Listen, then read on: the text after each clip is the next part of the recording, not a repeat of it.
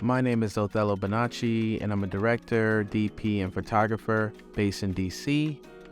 And I want to break down these Andy Warhol inspired screen tests and sort of our setup in doing this and how we got this look. So a little backstory, my wife and I, hey wife, we went to the Andy Warhol Museum in Pittsburg and we saw this and we were so inspired. So 2 years later, we're exploring. So I created a box just to separate everyone who would be doing their screen test. So they would have the space to kind of be themselves without anyone else looking. And that day we had a lot of people in the studio. So I blocked out most of the light, brought in a few fixtures. I changed my light bulbs up top to the Aperture B7Cs just to have control. And then we built this with a 12x12, an 8x8, and 300D for the main. So this is my Open Studio setup. We're gonna do a series of screen tests. We'll have a set of questions here, and then I'm just gonna let them do whatever they want for about 3 minutes.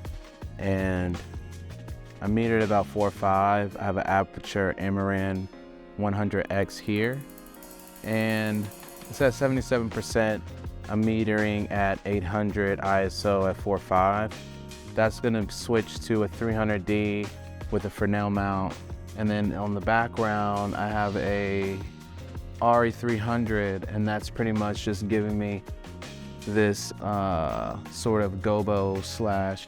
I'm gonna shoot this on the Monstro with some Sigma glass. I use Artemis, and that kind of informed me the sort of aspect ratio and the distance in which the camera will be, which is probably gonna be about where this camera is now. I think I wanna shoot it square, so 4x3-ish.